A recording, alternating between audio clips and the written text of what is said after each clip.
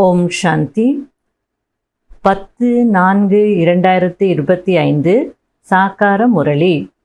இன்று சிவ பகவான் கூறுகிறார், இனிமையான குழந்தைகளே, தன்னுடைய முன்னேற்றத்திற்காக தினந்தோறும் சார்ட் வையுங்கள்.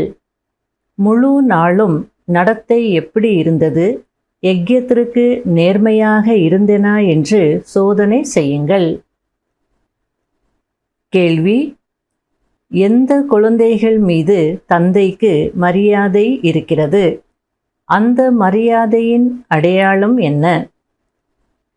பதில்: எந்த குழந்தைகள் தந்தையிடம் உண்மையானவராக, யஜ்யத்திற்கு நேர்மையானவராக இருக்கிறார்களோ, எதையும் மறைப்பதில்லையோ, அந்த குழந்தைகள் மீது தந்தைக்கு மரியாதை இருக்கிறது. மரியாதை இருக்கும் காரணத்தினால் செல்லம் கொடுத்து அவர்களை மேலே தூக்கி விடுகிறார், சேவைக்கு அனுப்பி வைக்கிறார். குழந்தைகளுக்கு உண்மையை சொல்லி ஸ்ரீமத் பெறுவதற்கும் புத்தி இருக்க வேண்டும். முரளியின் பாடல்: சபையில் எழுந்தது தீபம். ஓம் சாந்தி. இப்போது இந்த பாடல் தவறாக இருக்கிறது. ஏனென்றால் பரமாத்மா ஒன்றும் தீபம் அல்ல. உண்மையில் பரமாத்மாவை தீபம் என்று சொல்லப்படுவதில்லை. பக்தர்கள் அநேக பெயர்களை வைத்துவிட்டார்கள். ஏனென்றால் பக்தி மார்க்கத்தில் யாரும் தந்தையை சரியாக தெரிந்து கொள்ள முடியவில்லை. தந்தையே வந்து தன்னுடைய அறிமுகத்தை கொடுக்க வேண்டி இருக்கிறது. இப்போது குழந்தைகளுக்கு தந்தை அறிமுகம் கொடுத்திருக்கிறார். ஆனால் தன்னை ஆத்மா என்று புரிந்து கொண்டு தந்தையை நினைவு செய்வது, இது புத்தியின் வேலையாகும். இந்த சமயம் புத்தி கல்லாக இருக்கிறது. ஆத்மாவில்தான் புத்தி இருக்கிறது. கர்மேந்திரியங்கள் மூலம் ஆத்மாவின் புத்தி தங்கம் போன்று இருக்கிறதா அல்லது கல்லாக இருக்கிறதா என்பது தெரிந்துவிடும். அனைத்தும் ஆத்மாவின் ஆதாரத்தில் இருக்கிறது. அதாவது இப்போ நமக்கு பாபாவுடைய அறிமுகம் கிடைச்சிருந்தாலும் தன்னை ஆத்மா என்று உணர்ந்து பாபாவை நினைக்கணும். அதுக்கு புத்தி வேணும் அப்படின்றார். இது புத்தியினுடைய வேலை, புரிஞ்சுக்கிட்டு செய்யணும். மனிதர்களோ ஆத்மாவே பரமாத்மா, அதில் எதுவும் ஒட்டாது, எனவே என்ன வேண்டுமோ அதை செய்யுங்கள் என்று சொல்லிவிடுகிறார்கள். மனிதர்களாக இருந்தும் தந்தையையே தெரிந்து கொள்ளவில்லை. மாயை ராவணன் அனைவருடைய புத்தியையும் கல்லாக்கிவிட்டது என்று தந்தை கூறுகிறார். நாளுக்கு நாள் அதிகமாக தமோ பிரதானமாகிக் கொண்டே செல்கிறார்கள். மாயையின் வேகம் அதிகமாக இருக்கிறது, திருந்துவதே இல்லை. இரவில் நான் என்ன செய்தேன் என்று தன்னுடைய முழு நாளின் சார்ட்டை பாருங்கள். நான் தேவதை போல் உணவு சாப்பிட்டேனா? நடத்தை நியமப்படி இருந்ததா அல்லது புத்தியற்றவரை போல் இருந்ததா என்று சோதனை செய்யுங்கள். அதாவது நம்ம இந்த காரியத்தை இப்படி தான் செய்யணும், நமக்கு நியமங்கள் இருக்குது.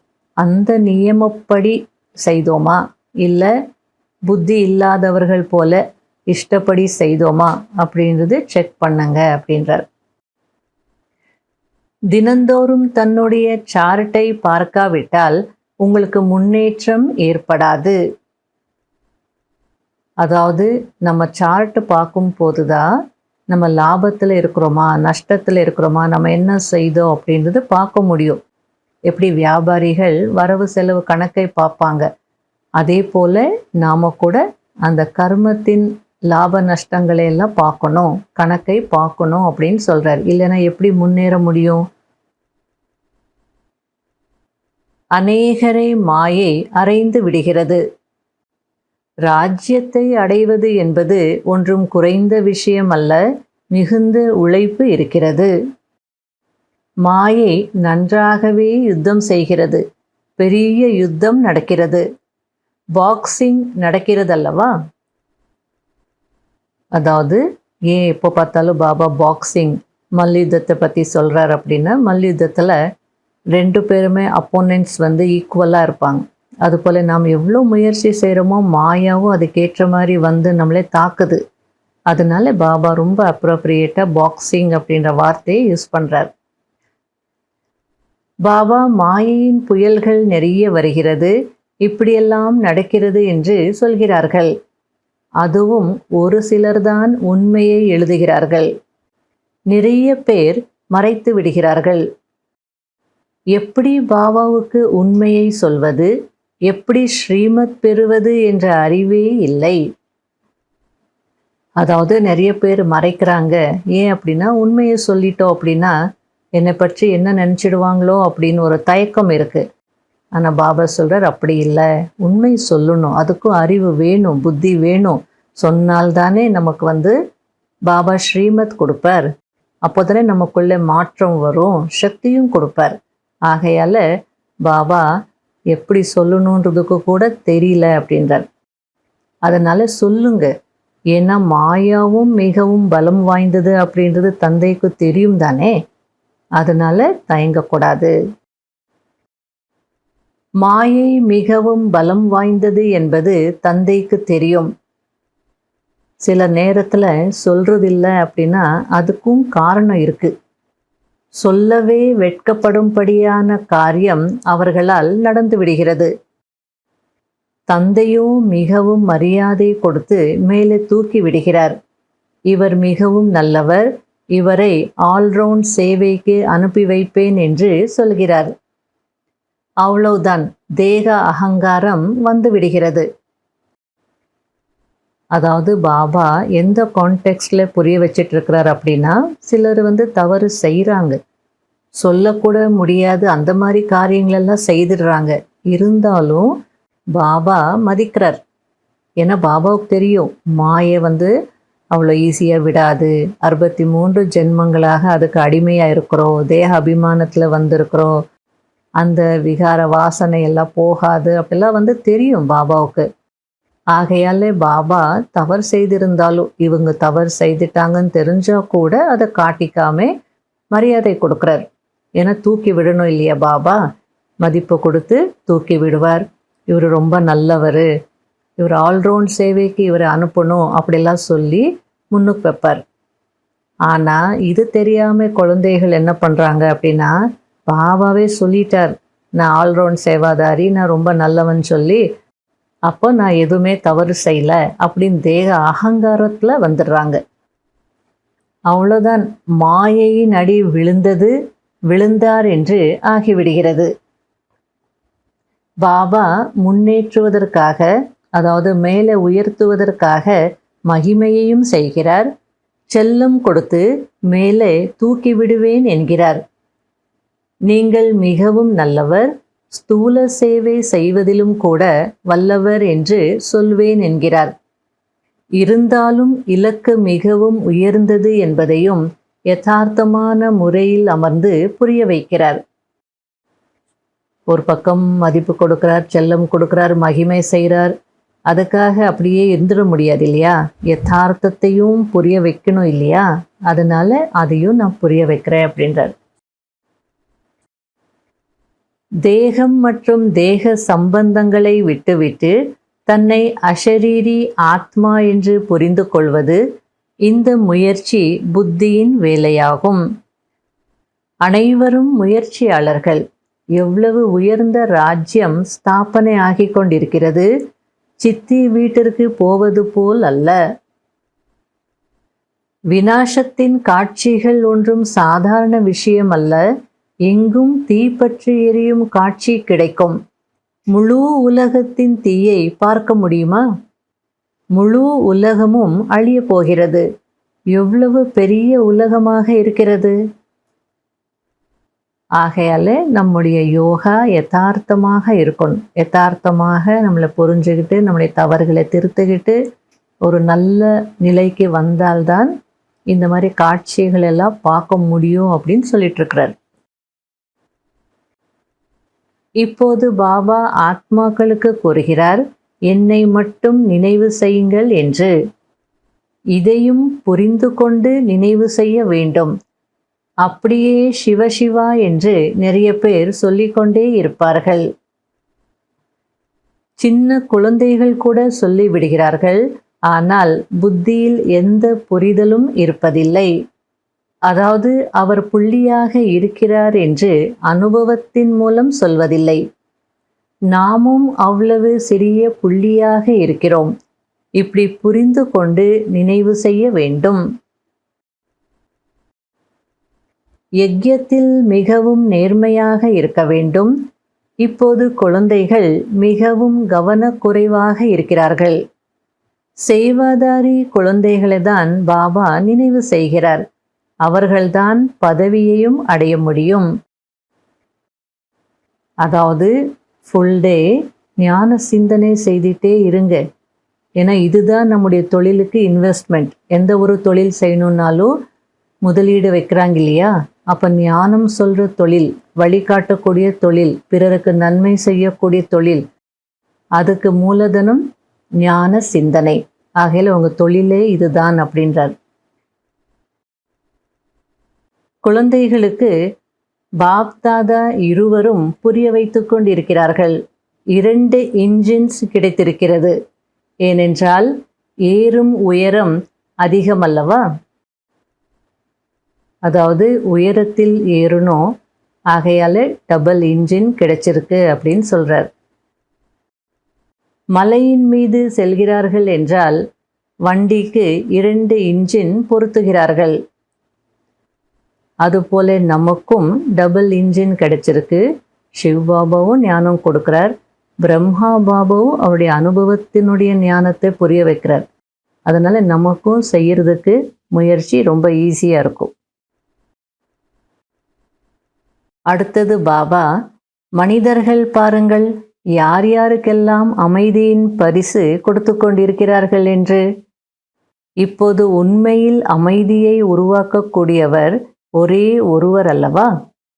தூய்மை, அமைதி, செல்வம் நிறைந்த உலகம் பகவானுடைய ஸ்ரீமத் படி ஸ்தாபனை ஆகிக் கொண்டிருக்கிறது என்று குழந்தைகள் எழுத வேண்டும். ஒரு சிலர் எங்களுக்கு சிவபாபாவோடு டைரக்ட் கனெக்ஷன் இருக்கிறது என்று நினைக்கிறார்கள்.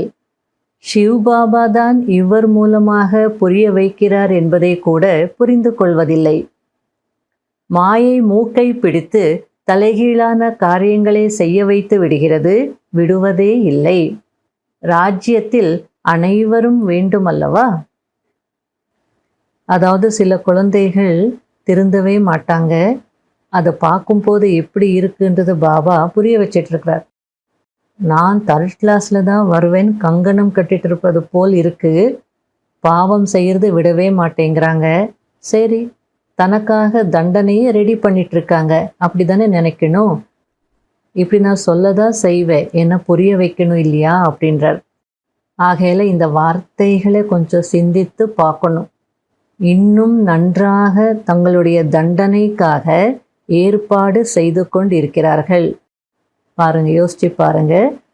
ஆகையால் பாபா நமக்கு எப்படி இருக்கணுன்றதுக்காக ஸ்ரீமத் கொடுத்துருக்கிறார். அல்லது மற்றவங்க கூட நீங்கள் இப்படி செய்கிறீங்க, செய்யாதீங்க அப்படின்னு சொன்னால் கொஞ்சம் யோசித்து பாருங்க. ஏதாவது ஒரு மாற்றத்தை கொண்டு வர முடியுமா அப்படின்னு பாருங்க. இல்லை, நான் இப்படி தான், நான் தான் ரைட்டு, நீங்கள் தான் அப்படி இருக்கீங்கன்னு நான் இதுதான் செய்வேன் அப்படின்னு செய்துட்டு இருந்தா அப்போ பாபா இந்த மாதிரி வார்த்தைகளை யூஸ் பண்ண வேண்டியதாக இருக்கும். இனிமையிலும் இனிமையான தேடி கண்டெடுக்கப்பட்ட செல்ல குழந்தைகளுக்கு மாத்பிதா பாப் தாதாவின் அன்பு நினைவுகள் மற்றும் குட் மார்னிங். ஆன்மீக குழந்தைகளுக்கு ஆன்மீக தந்தையின் நமஸ்காரம். கடைபிடிக்க வேண்டிய முக்கியமான சாராம்சம். முதல் பாயிண்ட், உள்நோக்கு முகமுடையவராகி ஷரீர உணர்விலிருந்து விடுபட்டு இருப்பதற்கான பயிற்சி செய்ய வேண்டும். உணவு பழக்கங்கள் மற்றும் நடத்தையை மாற்றிக்கொள்ள வேண்டும். வெறுமனே தனக்குத்தானே மகிழ்ச்சி அடைந்து கவனக்குறைவானவராக இருந்துவிடக்கூடாது. 2வது பாயிண்ட், மிகவும் உயரத்தில் ஏற வேண்டும். ஆகையால் மிக மிக எச்சரிக்கையாக நடக்க வேண்டும். எந்த ஒரு கர்மத்தையும் கவனமாக செய்ய வேண்டும். அகங்காரத்தில் வரக்கூடாது. தலைகீழான காரியங்களை செய்து தண்டனைக்கு ஏற்பாடு செய்யக்கூடாது. நாம் இந்த லக்ஷ்மி நாராயணரை போல் ஆகியே தீர வேண்டும் என்று முடிந்து வைத்து கொள்ள வேண்டும். வரதானம்: ஆன்மீக தன்மையின் உயர்ந்த மனநிலையின் மூலம் வாயுமண்டலத்தை ஆன்மீகமாக ஆக்கக்கூடிய சகஜ முயற்சியாளர் ஆகுங்கள். ஆன்மீக மனநிலையின் மூலம் தன்னுடைய சேவா கேந்திரத்தில் அப்படிப்பட்ட ஆன்மீக வாயுமண்டலத்தை உருவாக்குங்கள். அதன் மூலமாக தனக்கும் வரக்கூடிய ஆத்மாக்களுக்கும் சகஜமான முன்னேற்றம் ஏற்படட்டும். ஏனென்றால் யாரெல்லாம் வெளியிலிருந்து களைப்படைந்து வருகிறார்களோ அவர்களுக்கு எக்ஸ்ட்ரா உதவி தேவைப்படுகிறது. ஆகையால் அவர்களுக்கு ஆன்மீக வாயுமண்டலத்தின் உதவியை கொடுங்கள். சகஜ முயற்சியாளராக ஆகுங்கள் மற்றும் ஆக்குங்கள். இந்த இடம் சகஜமாகவே முன்னேற்றத்தை அடைவதற்கானதாக இருக்கிறது என்று வரக்கூடிய ஒவ்வொரு ஆத்மாவிற்கும் அனுபவம் ஆக வேண்டும். ஸ்லோகன்: வரதானியாகி சுப பாவனை மற்றும் சுப விருப்பங்களின் வரதானத்தை கொடுத்து கொண்டே இருங்கள். அவ்யக்த சமிகை: பாபா கம்பைண்டாக இருக்கிறார்.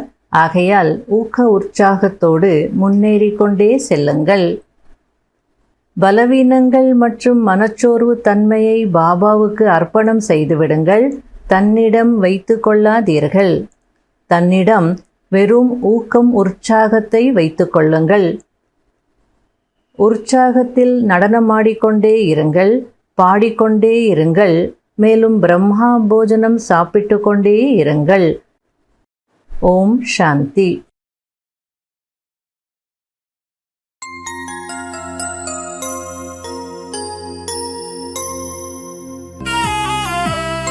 கண் கொண்டு கண்டேன் உன்னை, ஞான கண் கொண்டு கண்டேன் உன்னை. கண் கொண்டு கண்டேன் உன்னை, ஞான கண் கொண்டு கண்டேன் உன்னை. தேனொழுகு இந்தன் முகவரி சொன்னாய், பாலொழுக அன்பு குழந்தாய் என்றாய். மனதின் பாரம் போக்கும் முந்தன் மொழிகள்,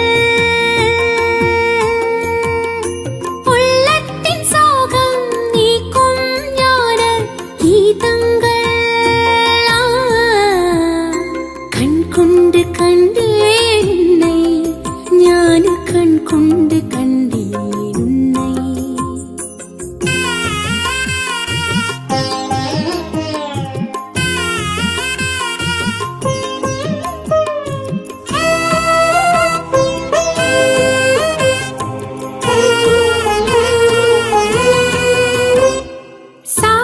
சாட்சியாயிருக்கு கற்றுத் தந்தாயே, போற்றி புகழோடு வாழும் நிலை தந்தாய். சூட்சும உலகமே நம் இல்லம் என்றாயே, காத்தும் கிடக்கிறாய் எனக்காக நீ. காத்தும் கிடக்கிறாய் எனக்காக அங்கே நான் வரும் வரை. கண் கொண்டு கண்டேன் உன்னை, ஞான கண் கொண்டு கண்டேன்